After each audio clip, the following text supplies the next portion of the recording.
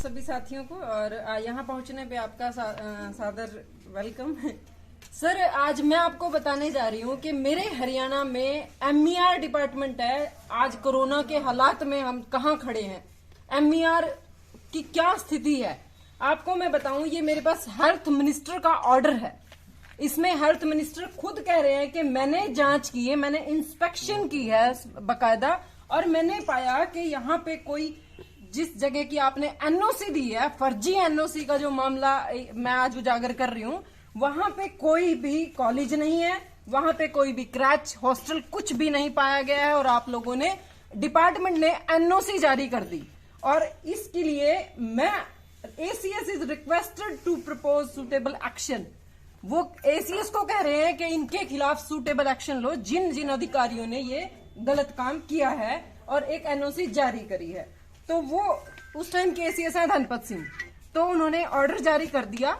उसके बाद क्या होता है कि सेम टाइम पे एक और कॉलेज सामने आता है जिसकी कोर्ट से क्लियर हो गया, कोर्ट ऑर्डर उसके खिलाफ चले गए कि वो भी फर्जी एनओसी के आधार पे काम कर रहा था। आप समझिए, मैं स्कूल कॉलेज की बात कर रही हूँ, नर्सिंग स्कूल कॉलेज की, जहां पे हमारे बच्चों के भविष्य बनते हैं और जो डॉक्टर्स बनते हैं उनके ऊपर दूसरों के सभी के भविष्य टिक जाते हैं, सबकी जिंदगियां टिक जाती हैं। वो फर्जी एनओसी पे चल रहे थे। तो जब ये मामला उठा तो यहाँ पे एक डॉक्टर मालती आल्सो फेल्ड, इसमें कोर्ट ने बोला कि वो मैडम थे जो इंक्वायरी इंचार्ज थे, वो फेल्ड हुए डॉक्यूमेंट्स देने में, और ये फर्जी एनओसी के आधार पे है तो इसको कैंसिल किया जाए। फिर ऑर्डर हुआ है, ये गवर्नमेंट का ही ऑर्डर है, एसीएस का ऑर्डर है। एसीएस ने कहा कि मैडम जो भी महिला डॉक्टर हैं उनके खिलाफ कार्रवाई की जाए, क्योंकि उन्होंने सरकार के दस्तावेजों और पॉलिसी के साथ छेड़छाड़ की है, गलत किया है। अब वही डॉक्टर यहाँ पे मेंशन्ड है, ये गवर्नमेंट का ही ऑर्डर है। अनिल विज ही कह रहे हैं कि इनके खिलाफ, आप पढ़ लीजिए, draft chargesheet under rule 7 with in 3 days, with in 3 days 2015 की बात कर रही हूं मैं, अब ये 3 दिन आज तक नहीं हुए, और बोला कि इनके खिलाफ चार्जशीट दायर की जाए। एफआईआर के ऑर्डर हो गए।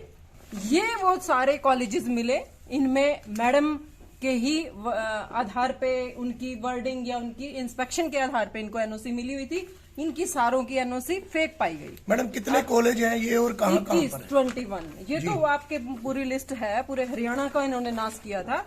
उसके बाद हेल्थ मिनिस्टर लिख रहे हैं कि स्कूल का निरीक्षण करने, जब निरीक्षण टीम मौके पर पहुंची तो वहां पर उक्त स्कूल के नाम पे कोई भवन भी नहीं था, बिल्डिंग भी नहीं थी, ना ही मौके पे कोई ट्रेनिंग स्कूल था, और वो स्कूल कागजों में 3 साल से चल रहा था, उसका खर्चा सारा गवर्नमेंट से लिया जा रहा था।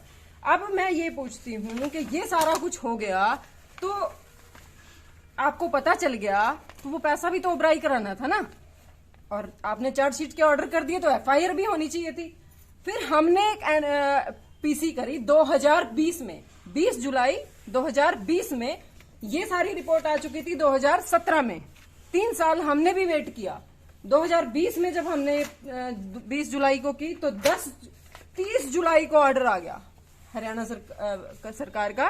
30 जुलाई को वो जो डेपुटेशन पे वहां लोग बैठे थे, जो डॉक्टर्स थे, जो ये इतनी धांधली मचा चुके थे, उन सब को उनके पेरेंट डिपार्टमेंट हेल्थ में भेज दिया गया। मैं आपको बताना चाहूंगी कि 2009 में एमईआर बना था। हेल्थ से अलग इसलिए किया गया था कि मेडिकल की फैसिलिटी, डॉक्टर्स, स्कूल, हॉस्पिटल्स अलग कर दिए जाएं और चिकित्सा और अनुसंधान अलग कर दिया जाए ताकि सुचारू रूप से काम हो। लेकिन वो अड्डा बन गया, भ्रष्टाचार का अड्डा इस कदर बन गया कि जब इनको वापस पेरेंट डिपार्टमेंट में भेज दिया तो उम्मीद हुई कि यहाँ पे अब अच्छा काम होगा। उसके बाद वहां पे 30 क्लर्क और अदर पोस्ट पे लोगों को अपॉइंट किया गया, काम सुचारू रूप से चलने लगा।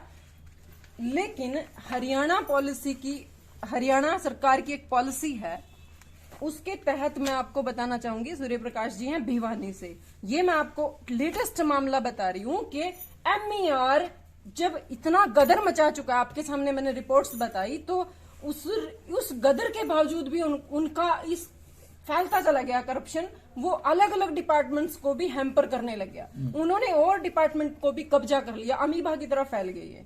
तो मतलब उन्हें बिठा दिया गया अन्य वो डिपार्टमेंट इतने मजबूत हो गए कि वो अन्य डिपार्टमेंट को भी हैंडल करने लगे, क्योंकि उनके ऊपर देखिए सीएम और हेल्थ मिनिस्टर का हाथ है। ये करप्शन यूं ही नहीं हो रहा था, ये सिर्फ कागजों में खेला गया है कि चार्जशीट दायर करो, एफआईआर दायर करो, ये हेल्थ मिनिस्टर बोलते रहे, लेकिन हुआ तो कुछ भी नहीं ना।